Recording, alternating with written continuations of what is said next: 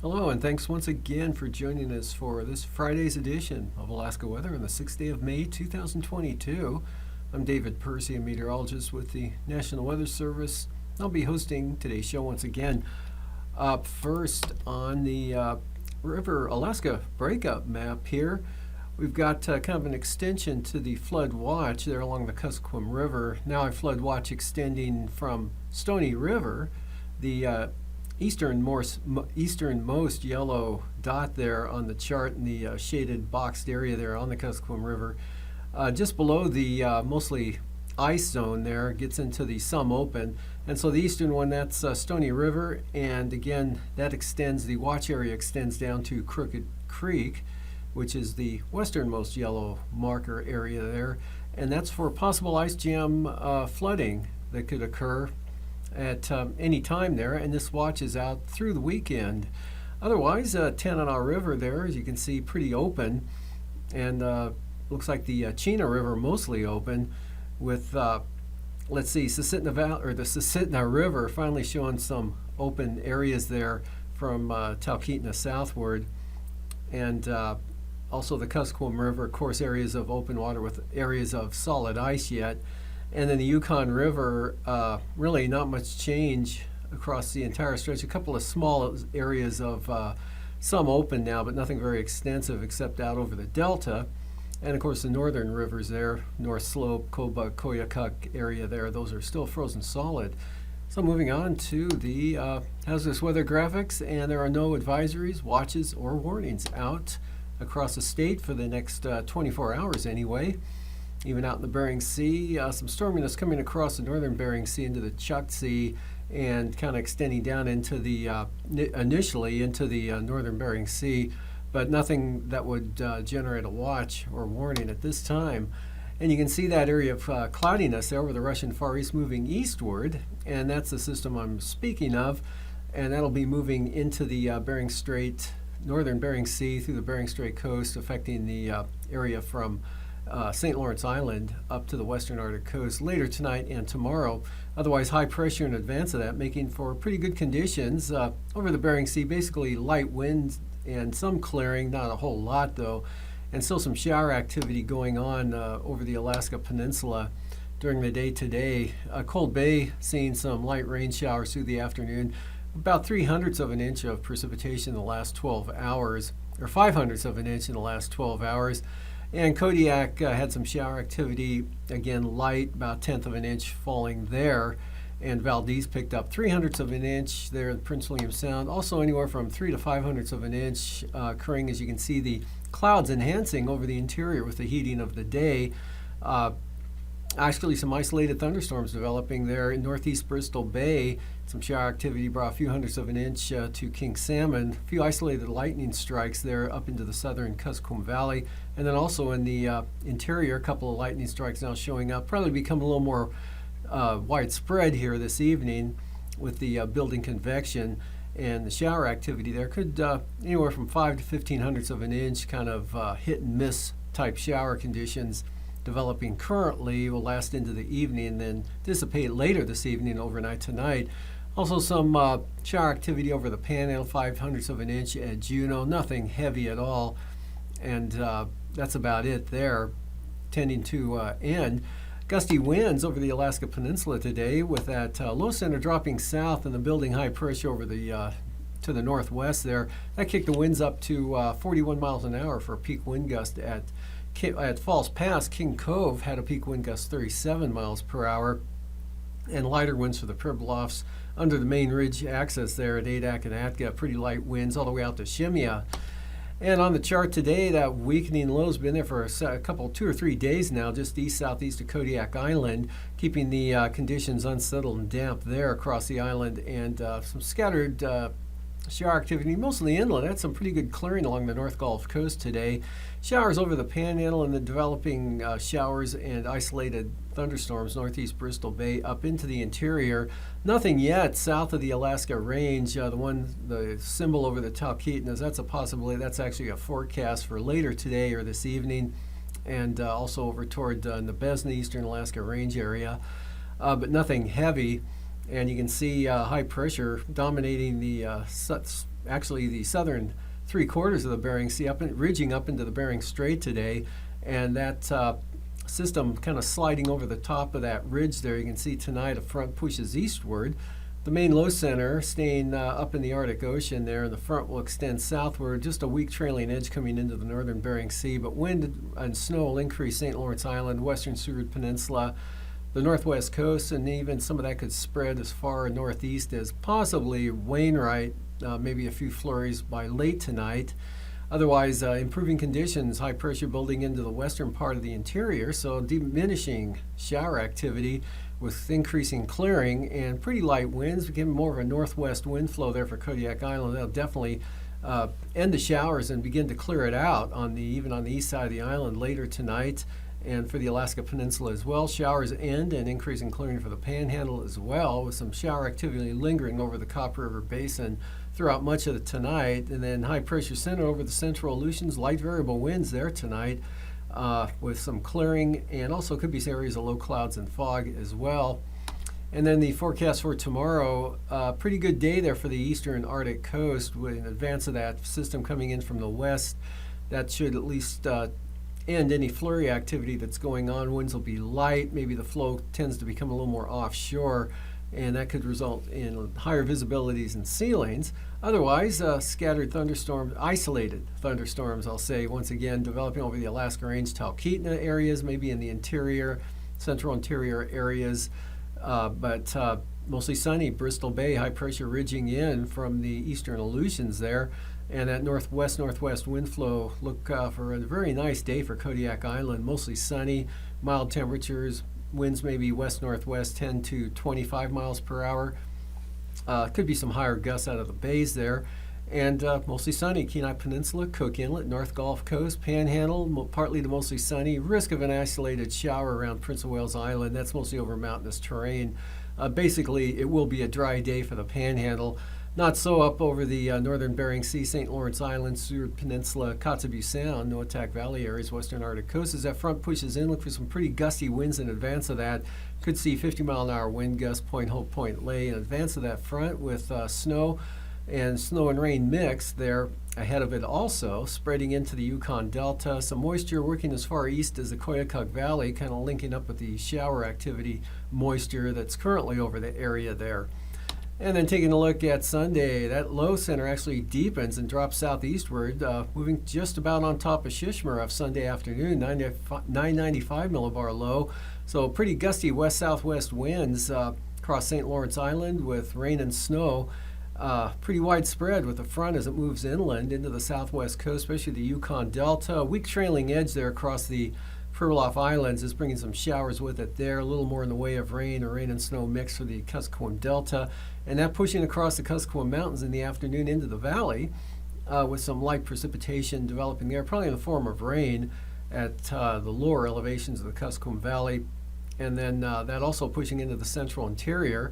Looks like heaviest precipitation, of course, on the southern slopes of the Brooks Range, with more isolated scattered amounts north slope to the Arctic coast, eastern Arctic coast staying dry, mostly sunny. South central Alaska, Kodiak Island, with pretty nice temperatures in the afternoon. Copper River Basin, mostly sunny and dry, light winds for the Panhandle with mostly sunny skies as well.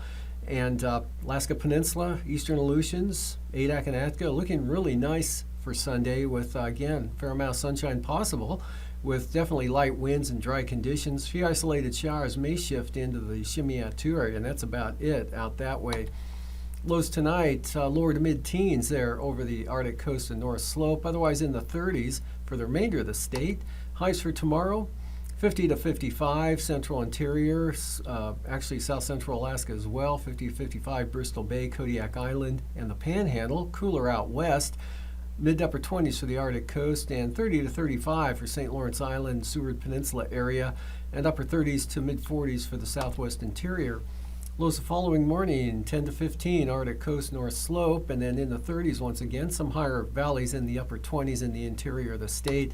That'll be followed by highs, a little cooler in the interior there, but still quite nice over the panhandle. And now, aviation weather around Alaska. Starting Saturday out over the western half of the state, IFR, central eastern Arctic coast, eastern north slope, and then marginal VFR from the Brooks Range right on down to the North Gulf Coast there and into Cook Inlet. Some VFR, northern Cook Inlet into the Manuska Valley, and then some VFR there, Nenana to Fairbanks, Manly in that area. Otherwise, IFR in the Gulf of Alaska, but VFR for the Panhandle, VFR Kodiak Island, and the Central and Eastern Aleutians VFR. And the system coming across the Bering Sea there with the IFR over St. Lawrence Island, we'll see expands as the system moves into the northern Bering Sea with IFR southward to the Pribilof Island, St. George Island, and northward there, right on up to the western Arctic coast, marginal VFR to Point Ley with IFR right on its heels just to your west, and then some IFR along the eastern Arctic coast. VFR central interior, areas of marginal VFR for the east side of the state, right on down to pretty good marginal VFR conditions, Prince William Sound in the North Gulf Coast, staying VFR for the Panhandle, Kodiak Island, Bristol Bay, and southern Bering Sea and the Aleutians, all VFR. And then for Sunday morning, sharper trough that's a little more extensive, has a farther southern extent, pushes some IFR now into the southwestern Bering and western Aleutians. That pushes into the Pribilofs and links up with moisture already in place over the northern Bering Sea. So we've got pretty widespread IFR now from Bristol Bay, Yukon-Kuskokwim Delta, through the Bering Strait, western Seward Peninsula, into the northwest coast, and kind of grazing the Arctic coast in areas there. Otherwise, marginal VFR, north slope, right on down to the central interior areas. And then VFR Kodiak Island into south central Alaska, marginal VFR Copper River Basin, Alaska Range to the North Gulf Coast, stays VFR in the Panhandle, as well as the central and eastern Aleutians to the Alaska Peninsula, Sand Point, all VFR. And that front and the moisture pushes eastward for the afternoon, spreading IFR into the Fox Islands, Adak and Aitken, the IFR, also into the Kuskokwim, or the western interior areas, IFR right to the western Arctic coast, marginal VFR for the North Slope and the Brooks Range, and some marginal VFR now showing up over the, or continuing over the Copper River Basin, Alaska Range with VFR southern Alaska, Bristol Bay eastward across to the Panhandle, Kodiak Island, and moving on to passes, Anatuvik and Adigan, pretty good conditions ahead of the system coming in later on, so VFR for both passes there tomorrow. And for Lake Clark and Merrill, VFR, either approach, rainy looking good, VFR flying there, windy, VFR. Isabel, VFR. Mentesta looks to be occasionally marginal at times throughout the day Saturday. Tanita starting out marginal VFR, becoming VFR as high pressure shifts eastward. And Portage, with the westerly flow, I'm going to keep the east side there VFR. Both west and east sides will be VFR tomorrow, and Chilkoot and White, VFR. Freezing levels, 4,000 feet, upper level ridging coming across. We got 4,000 feet Kodiak Island up to the western Alaska Range, 2,000 feet into the Tanana Valley. Otherwise, pretty slack freezing level wise. Got the surface up to the Brooks Range and down to the Pribilofs, and then a big push of warm air with the southerly and southwest flow way out there to the west across the Komodorskis into the far southwestern Bering Sea area. And for icing, first batch coming across with the first front, weakening as it pushes east and northeast. But that'll spread some isolated moderate rime icing from the western Arctic coast in across the Seward Peninsula, Norton Sound, back to St. Matthew Island. And then some areas of mixed icing, isolated moderate again, over the eastern interior, mostly due to afternoon convection, midday to afternoon shower activity and some leftover moisture there. And then you can see a big batch over the Russian Far East there, poised to move eastward. And that'll be dropping into the Bering Sea Saturday night and Sunday, and then into the west coast during the day on Sunday. Jet stream Upper level low pressure over the Russian Far East with westerlies 115 knots. That'll be driving those systems out of that area and in across the northern Bering Sea. A couple of them coming in. One will take a more southern extent than the northern one tomorrow on Sunday. Otherwise, we've got northerly 70 knots. Excuse me. Tomorrow over the western interior, turn northeast 65 knots, 9,000 jump to turbulence. Pretty choppy, St. Lawrence Island to the northwest coast. Welcome to another edition of Alaska Weather Facts. I'm meteorologist Dave Snyder, and joining us once again is our good friend Eric Stevens from GINA, the Geographic Information Network of Alaska. He is here and has been here many times to talk to us about weather satellites and how those can help Alaskans understand our weather, how we can do better detection, keep more people safe from things even like volcanic ash. But today, Eric, you're going to talk to us a little bit more about weather satellites and how that can keep Alaskans safe and protect our property from wildfire, right? That's right, Dave. Today's topic is where there's smoke, there's fire. And thanks for having us back again to Alaska Anytime. Weather. Well, weather satellites have a lot of different instruments on them. It turns out that the electromagnetic spectrum has a lot going on in it, and only one part of that is visible light, what we see. Right. Weather satellites, of course, report that. Today's topic is wildfires. Okay. There are some people who say that in Alaska in the summertime, you don't have severe weather. These people are usually from Oklahoma or somewhere. And F5 tornadoes tend not to occur in Alaska. Right. People have also said what we do have in the summer. What is Alaska's severe summer weather can be hydrology, Right. flash flood and erosion in the mountains and things like that, and fires, wildfires. Absolutely. Those were here in 2004, certainly remember that. We've got an example here from 2014. Now, it was a quiet season overall, but in May, down on the Kenai Peninsula, we had a wildfire on the Funny River, and this is a satellite image from a satellite, a polar orbiter that went right over Alaska, and we can see the plume of smoke coming out of that fire on the Kenai, curling down. It's caught in the wind. Right. It goes down toward Kodiak Island, curves around. You can see it circulating around a low pressure system that's in the Gulf of It was Alaska. a beautiful picture. Oh my gosh. Except there was a fire. There's a fire there. The nice thing is with this satellite image, you can tell where the fire origin is, where the Right. smoke is coming from. And it's a color image. We're looking at the wavelength spectrum of about 0.4 to 0.7 micrometers or microns. That's what the human eye would see. If you were riding on the satellite and looked down, you could see this kind of an image. Right. So that's pretty nice. But it turns out there's more to the electromagnetic spectrum than just visible light. Okay. You've heard of infrared, ultraviolet, that kind of thing. If we move into longer wavelengths, let's go to one specifically, 3.7 microns. Okay, 3.7. Why worry about that one? Well, Okay. we've got an example here. 3.7, it turns out, happens to be very sensitive to a certain temperature range, temperatures where fires burn. Okay.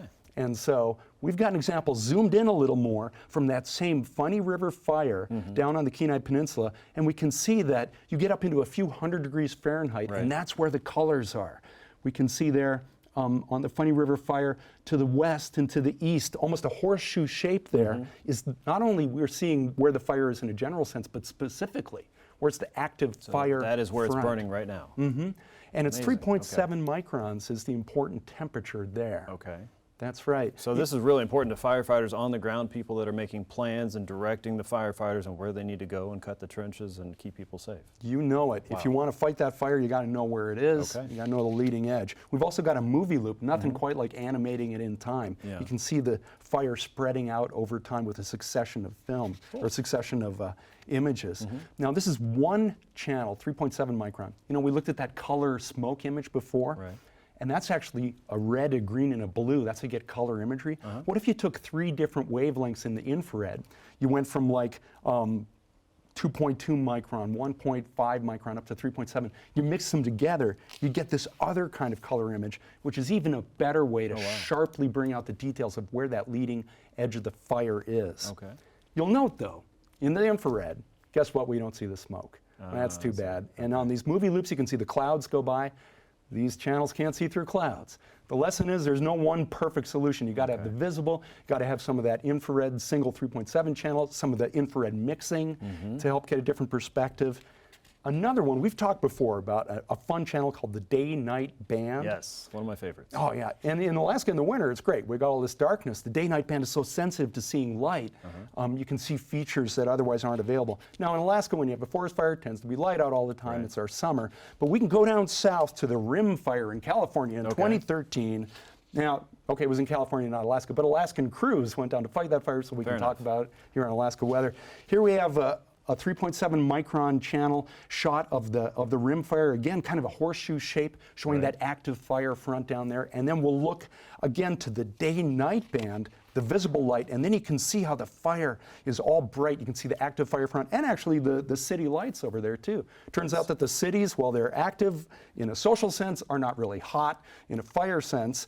So they don't show up in the 3.7 micron. They're not hot like a fire is, but the fire in the cities look the same from a visible light perspective. And a fun thing here too is that we can see the smoke plume going north from the rim fire on the day-night band. So if we were ever to have, like in 2004 in Alaska, you get dark at night, we still had an active fire season that year. Right. That was, you know, that really bad year. The day-night band didn't exist then, but if we had fires now in August, we could use it then. The lesson here is weather satellites, they offer many different wavelengths of light. Some are used for different purposes, and some of these we just looked at tonight are especially helpful here in Alaska to find and to track the behavior of these wildfires so the crews can go out there and do their jobs. Sure, sure. So a satellite toolbox for the firefighting crews and the fire weather forecasters, and it just underlines how important satellites are, especially for Alaska and our mission for the National Weather Service to protect life and property and also to enhance the national economy. So wonderful stuff there, Eric. And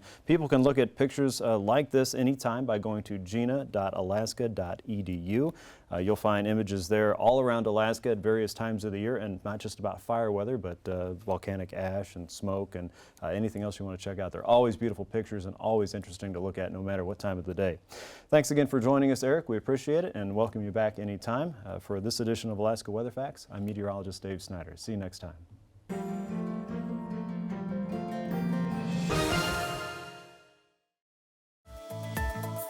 And now, marine weather around Alaska. Today's sea ice analysis showing the ice that's continuing to retreat back to the north, and just about all the ice gone even along the Yukon Delta coast now, really opening up in Norton Sound. With the southwest winds coming in tonight and tomorrow, that'll continue to advance back to the north. And then for coastal water forecasts, Panhandle tomorrow, northwest winds along the coast 10 to 15 knots with 4 to 5 foot seas.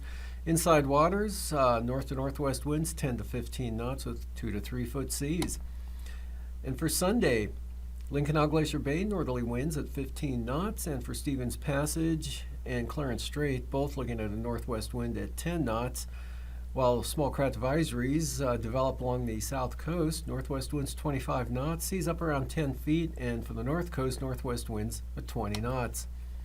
Light variable winds tomorrow for Prince William Sound at 10 knots, and the North Gulf Coast, westerly winds at 15 knots with 4 foot seas. Small craft advisories for the Barren Islands, west winds 25 knots, 30-knot winds in the forecast for Kamishak Bay out of the west. Cook Inlet, south to southeast breeze at 10 knots with 3 foot seas. And then for the day on Sunday, southwest at 10 for Prince William Sound, North Gulf Coast, gale warnings, west winds 30 to 35 knots, gale warnings for the Barren Islands, west winds 35 knots, and small craft advisories for Kamishak Bay, west winds at 30 knots, and small craft advisories, southern Cook Inlet, southwest winds 25 knots, northern Cook Inlet south at 20. Kodiak Island for Saturday, west winds 25 knots, seas 6 feet. Bristol Bay, small craft advisories, west winds 25 knots, and the Alaska Peninsula, west to northwest winds at 20 knots with seas up to 6 feet. And for Sunday, the Alaska Peninsula, small craft advisories, west-southwest winds 25 to 30 knots, west 30-knot winds with 8 foot seas for Bristol Bay. Kodiak Island, gale warnings, west winds 35 knots, seas 8 feet. And for the Fox Islands, variable to northwest winds 10 to 20 knots with seas running 3 to 5 feet. Variable to southwest winds 10 to 15 knots for Adak and Atka. And Amchitka Island, southwest at 20. Small craft advisories, Kiska to Shimia with southwest winds at 25 knots. And for Sunday, western Aleutians from Shimei to Amchitka Island, winds will be southwest of 20 knots with 7-foot seas. And for Adak and Atka, basically southerly winds on average 20 to 25 knots. And for Fox Island, south to southwest winds 15 to 25 knots with 5 to 8 foot seas. And for the southwest coast, west-southwest winds at 20 knots tomorrow with 4 to 5 foot seas. And for the Pribilof Islands, St. Paul and St. George, winds will be southwest at 20 knots, with St. Matthew Island looking at a southwest wind at 25 knots. Otherwise, St. Lawrence Island, Norton Sound, both looking at 20-knot winds from the southwest with 4 to 5 foot seas. And then for the outlook on Sunday, stronger winds, all areas here coming up. Looks like staying under gale force for the most part, but small craft advisories, brisk west winds at 30 knots for the Pribilofs, west-southwest 30 knots for the southwest coast, west 30 for St. Matthew Island, and St. Lawrence Island, southwest winds 30 knots, and even Norton Sound, south winds at 30 knots. Up along the eastern Beaufort Sea coast, east-southeast winds at 10 to 15 knots, southeast 15 on the central coast, south 20 knots on the west side, Cape Beaufort to Cape Thompson, brisk wind advisories for south winds at 25 knots. And then for Sunday, from Wales to Cape Thompson, or Wales to Cape Beaufort, we've got southeast winds at 15 knots, western and central coast, same thing, southeast at 15. And then more of a variable wind condition, 5 to 15 knots for the eastern Beaufort Sea coast. For tonight, incoming front there coming out of the Russian Far East will kick the winds and precipitation up St. Lawrence Island, northern Bering Sea into the Bering Strait, and northwest coast, western Arctic coast as well. Otherwise, showers scattering out over the inland areas with increasing clearing as high pressure builds in from the Bering Sea, dries out and starts to clear out over this panhandle. And for tomorrow, sunny skies, Bristol Bay, Kodiak Island, south central Alaska. Risk of afternoon isolated thunderstorms and showers over the mountainous terrain. Otherwise, a dry day with some pretty good sunshine for the panhandle. Wind, rain, and snow up to the northwest with that front pushing in across the northern Bering Sea with the main low center in the Chukchi Sea. That drops southeastward. Wind, rain, and snow quite widespread over the northwest part of the state. These forecasts are for planning purposes only. Call 1-800-WX-BRIEF for a formal pre-flight briefing. Always file a flight plan before you go flying. The U.S. Coast Guard Auxiliary urges you to leave a float plan with a friend or the harbor master before you go boating.